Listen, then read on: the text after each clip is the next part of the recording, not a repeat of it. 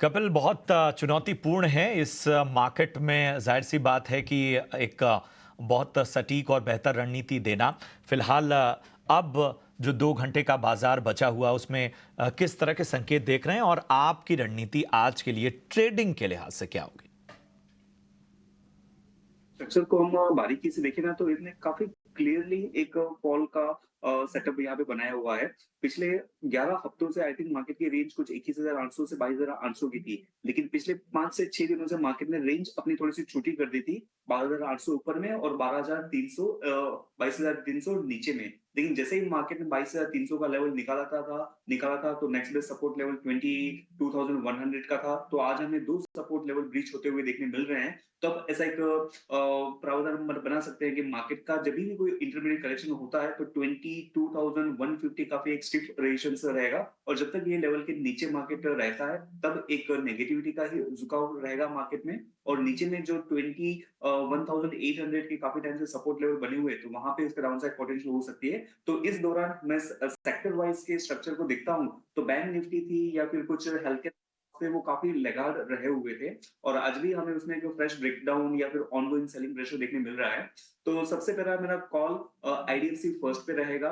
Banking stocks ने काफी खासकर प्राइवेट बैंकिंग स्टॉक्स ने खासकर कितना अच्छा परफॉर्म नहीं किया हुआ है। और इसमें भी आईडीएफसी फर्स्ट एक बिछड़ा हुआ स्टॉक रहा हुआ है, एक नेगेटिव स्ट्रक्चर वाला रहा हुआ है।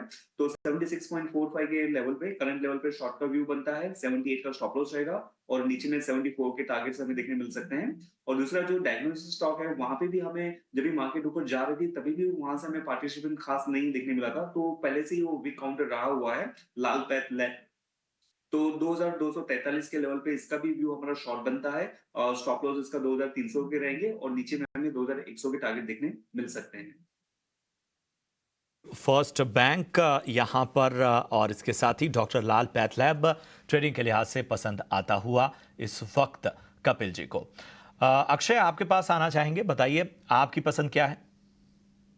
जी, जैसे मैंने कहा मार्केट में स्ट्रक्चर नेगेटिव है पर काफी ओवरसोल्ड है। तो जो स्टॉक्स मैं रिकमेंड कर रहा हूँ पावर प्ले सेगमेंट में दोनों बाय की तरफ है, क्योंकि अगर कुछ भी रिकवरी है तो स्ट्रॉन्ग नेम्स हमारे वॉच लिस्ट में होने चाहिए। और जो दो स्ट्रॉन्ग बाय नेम्स मैंने चुने हैं, पहला है हिंदुस्तान यूनिलीवर जो करीबन 2325 के आसपास ट्रेड हो रहा है। बहुत ही एक स्ट्रॉन्ग टेक्निकल ब्रेकआउट या रिवर्सल 2 दिन पहले दिखा है और मोमेंटम आज थोड़ा ऑफ है, पर मेरा मानना है कि आपको जल्दी इसमें वापस बाइंग मोमेंटम रिगेन होते हुए दिखेगा। तो बाय करें एचयूएल। टारगेट एरिया आप 2382 और 2405 ये दो टारगेट एरिया बनाइए और ट्रेड में स्टॉप लॉस 2297 का बनेगा।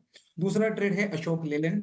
अशोक लेलैंड जो ऑटो स्पेस से है, आप देखिए सबसे बेहतरीन जो प्राइस सेटअप है अशोक लेलैंड का है। और जो 2 दिन की हल्की सी जो वीकनेस दिखी है स्टॉक में, वापस आपको दोबारा बाइंग का मौका दे रहा है 195 196 के स्तर पे। टेक्निकल प्राइस सेटअप जैसे मैंने कहा बहुत ही स्ट्रांग है और 212 और 223 ये दो टारगेट आपको जल्दी बनते हुए दिखेंगे।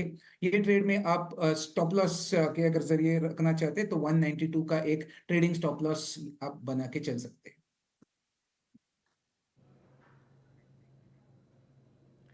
ठीक है, तो ये है अक्षय जी की ट्रेडिंग आइडियाज। कपिल जी, आप ट्रेड के मौके कहाँ देख रहे हैं?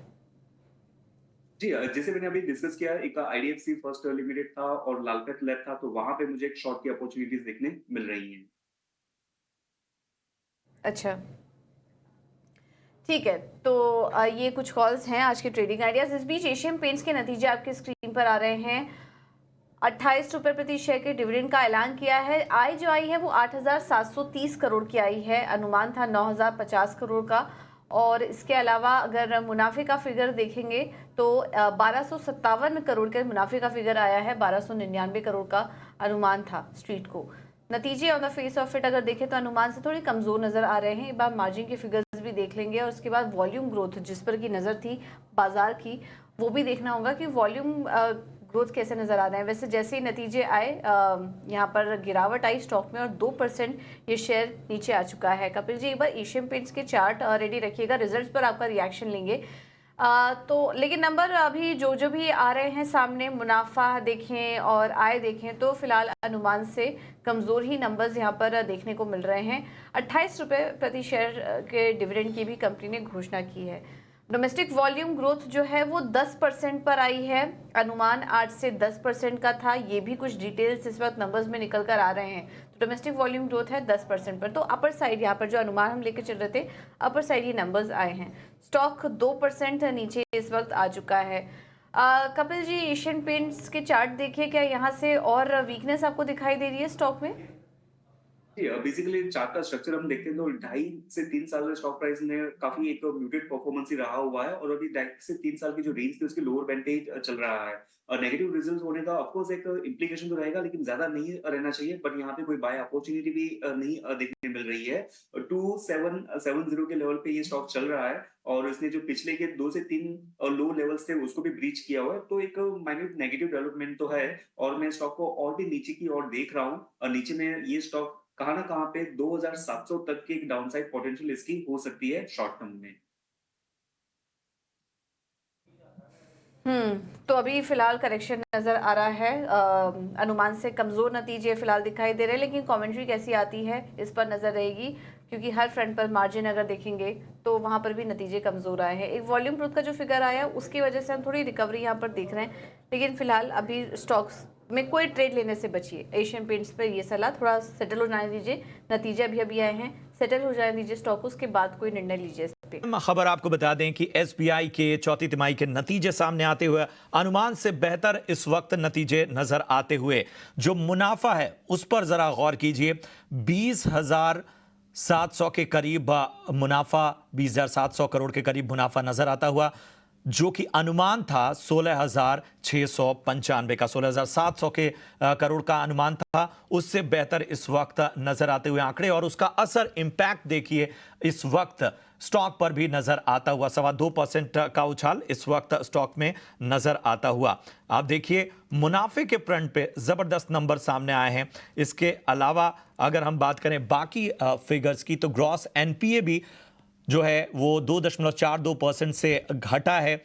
और इसका असर देखिए, कंपनी ने, बैंक ने लगभग 13.25 का डिविडेंड का ऐलान किया है। जैसा हम एनपीए की बात कर रहे थे, 2.42% से घटकर 2.25% हुआ है। मुनाफे के फ्रंट पे जबरदस्त आंकड़े, 16,700 का अनुमान था, 16,700 करोड़ का, और यहां पर 20,700 करोड़ यहां पर आते हुए नंबर्स मुनाफे के फ्रंट पे।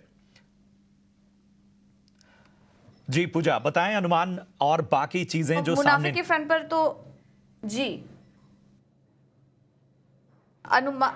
जो मुनाफे के फ्रंट पर नंबर्स काफी मजबूत नजर आ रहे हैं। ग्रॉस एनपीए जो है वो 2.24% आया, 2.42% से घटकर, और नेट एनपीए में भी कमी देखने को मिली है। नेट एनपीए के जो फिगर्स आए हैं वहां पर भी हम देख रहे हैं कि कमी आई है। 0.64% से घटकर 0.5%, 0.57% के पास नेट एनपीए के भी फिगर्स आए हैं। और एनआईआई में भी हम देख रहे हैं कि 3% की बढ़त आई है। 41,656 करोड़ के ये फिगर्स इस वक्त देखने को मिल रहे हैं। अक्षय जी, आप चार्ट रेडी रखिएगा। एसबीआई के नतीजे बहुत ही स्ट्रांग नजर आ रहे हैं हर फ्रंट पर।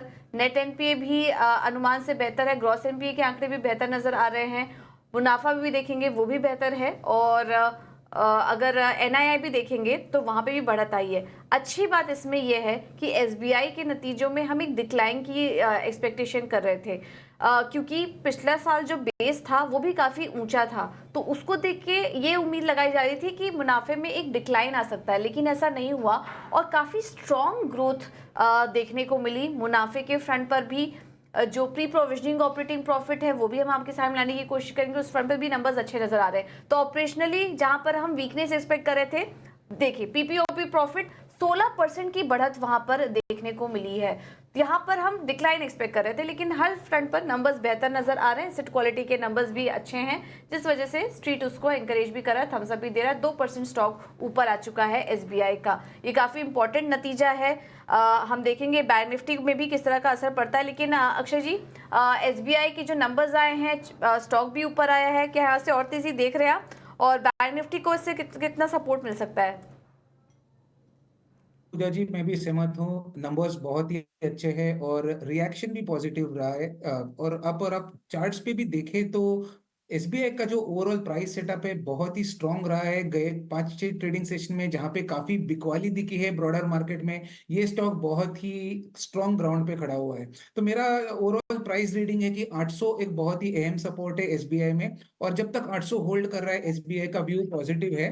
यहाँ से अगर आप लेवल्स प्रोजेक्ट करें तो शॉर्ट टर्म में 860 ये आपका पहला टारगेट रहेगा, और थोड़ा अगर पोजिशनली भी आप होल्ड करें तो 890 तक आपको दिख सकता है। तो एक पॉजिटिव व्यू बना के बाय या होल्ड की व्यू रखूंगा मैं एसबीआई में विद स्टॉप लॉस बिलो 800। और अगर एसबीआई कैसे बैंक निफ्टी को सपोर्ट करेगा इसकी बात करें, तो आप बैंक निफ्टी का अगर आप प्राइस एक्शन ही देखें तो थोड़ी लो से एसबीआई के हेल्प से थोड़ी सी रिकवरी इंट्राडे में देखने को मिली है। बैंक निफ्टी भी एक ट्रेडिंग सपोर्ट पे ट्रेड हो रहा है, तो अगर थोड़ा सा और हेल्प मिल जाए तो हल्की सी एक ट्रेडिंग बाउंस बैक आपको बैंक निफ्टी में भी आते हुए दिखेगी, जहां पे बैंक निफ्टी 48,000 का स्तर रिविजिट कर सकता है।